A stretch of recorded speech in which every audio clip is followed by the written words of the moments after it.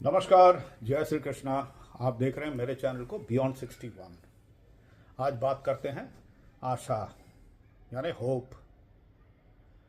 सबको होपफुल रहना चाहिए, आशावादी होनी चाहिए। जितने भी मोटिवेटर्स हैं, इंस्पायरर्स हैं, इन्फ्लुएंसर्स हैं, सभी यही कहते हैं कि आशावादी होनी चाहिए। लेकिन आशा किस चीज़ का करना है ये भी इम्पॉर्टेंट है। और क्या चीज़ आशा करते हैं और कितना आपको हासिल होता है और किसके पीछे आप दौड़ रहे हैं। प्रारंभ करते हैं भगवत गीता का एक श्लोक। उससे सबको पता है, सबने सुना है, ये कहीं ना कहीं जरूर सुना होगा और पता भी है। तो वो है कर्मण्यवादी का रस्ते माँ फलेषु कदाचना माँ कर्म फल हेतुर्भुर्म ते संगोत्स्व कर्मणि। भगवत गीता 2.47। सबको पता है, सभी जानते हैं, कर्म किए जाओ, फल की चिंता मत करो। साथ में यह भी कहा गया है कि कर्म का कारण भी मत बनो और अकर्मण्यता से दूर रहे, इस पे आसक्ति ना हो। कर्म आपको करना ही पड़ेगा। विषय तो हमारा आशा पे था, यानी होप पे था, होपफुलनेस के ऊपर था। यहाँ पे कर्म कहाँ से आ गया? अब इसे जोड़ते हैं। वो किस तरह से, देखिए। आशावादी होना बहुत उचित है और होना भी चाहिए। One must be hopeful. तो hopeful of what? Hopeful of karma, that I have to reach this. आपके पास एक गोल है, आपके पास एक निश्चित डेस्टिनेशन है। उस डेस्टिनेशन तक पहुंचने का जो आशा है वो आपको ले चलता है। आप वहां पहुंचने के बाद आपको क्या मिलेगा इसकी चिंता ना करें। यहाँ कई लोग तर्क भी देते हैं कि कर्म करने के लिए कह रहे हैं, मैं तो नौकरी कर रहा हूँ, मैं ये कर रहा हूँ, मैं बहुत ज़्यादा कर रहा हूँ, मेहनत भी करता हूँ, तो ये मेरा कर्म है। इसके ऊपर भगवान श्री कृष्ण कहते हैं कि आशा का दुरुपयोग भी ना करें। आशा का दुरुपयोग किस तरीके से? ये जो है, आशा एक बांध देता है कि मुझे भौतिक सुख की ज़रूरत है। पैसा अब भी मिल रहा, बाद में भी मिलेगा। मुझे इंक्रीमेंट नहीं, मुझे प्रमोशन चाहिए, मुझे पदोन्नति चाहिए। तो उससे क्या होगा? पैसा मिलेगा। इंक्रीमेंट से खुश नहीं होते हैं, हमें प्रमोशन चाहिए, उससे ज़्यादा मिलेगा और एक स्थायी रूप से मिलेगा। और इससे हमें क्या प्राप्त होगा? बड़ी टीवी लेंगे, बड़ा घर लेंगे, एक बड़ा गाड़ी होगा इत्यादि। यानी भौतिक सुख, physical happiness. You are deriving physical pleasure. You must have physical pleasure. But physical pleasure to an extent. It is not that you are running behind.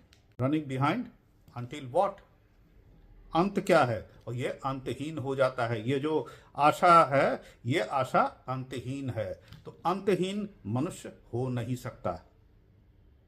उसका अंत होगा, क्योंकि मृत्यु ही अंत है। उसके बाद क्या? कुछ नहीं पता। यानी फिजिकल हैप्पीनेस, फिजिकल प्लेजर, इसके पीछे भाग भाग के सारा जीवन हम बिता दिए और अंत में मिला क्या? छोड़ के चले जाने के लिए। इसके ऊपर भगवान श्री कृष्ण ने भगवत गीता में क्या कहा है? चिंतम अपरिमेयम च प्रलयतः उपसृतः कामोपभोग परमः एतावदिति निश्चितः। Bhagavad Gita chapter 16 verse 11। इसमें क्या कहा गया है? अंतहीन चिंताओं से ग्रस्त जिनका अंत केवल मृत्यु से ही होता है। आप अंतहीन नहीं हैं, फिर भी पूर्ण विश्वास के साथ मानते हैं कि इच्छाओं की पूर्ति होनी चाहिए। कौन सी इच्छा? धन संचय का, भौतिक सुख का। और यही आपका सर्वोच्च और उत्तम एक प्राप्ति है। ये सोचते हैं आपका उद्देश्य जीवन का मात्र यही है कि और संचय करना और कमाना। मूल बात यह है कि आप एक सांसारिक व्यक्ति हैं। सांसारिक जीवन में आपको कर्म करने पड़ेंगे, क्योंकि आपके पास कमिटमेंट है, आपके पास जिम्मेदारी है। आप उस जिम्मेदारी को निभा रहे हैं और इस जिम्मेदारी को निभाने के लिए आप जो है करे जा रहे हैं। ये यहाँ तक बिल्कुल ठीक है, बिकॉज यू आर कमिटेड। और इस जिम्मेदारी को करते करते आप में कब वो लोभ आ गया है, क्योंकि आपको आदत पड़ गया है कि और ज्यादा और ज्यादा। आपके पास एक टीवी है, आपके पास एक घर है, आपके पास एक गाड़ी भी है, परंतु आपको सब कुछ बड़ा करना है। टीवी का साइज बड़ा करना है, गाड़ी का साइज बड़ा करना है, मकान के कुछ कमरे और बढ़ाने हैं। तो ये जो है लोभ है। एक तरफ भगवान श्री कृष्ण कहते हैं कर्म किए जाओ, फल की चिंता मत करो, फल का कारण भी मत बनो, परंतु आपने ठीक उसका विपरीत किया। आशावादी होना चाहिए, परंतु आप कर्म करने से पहले ये उद्देश्य बना लेते हैं, मुझे प्रमोशन मिलने के लिए मैं ये कर्म करूंगा, मुझे यदि इंक्रीमेंट बढ़ाना हो तो मैं ये करूंगा। ये उसके ठीक विपरीत है। शायद इसको हमने ठीक से समझा नहीं।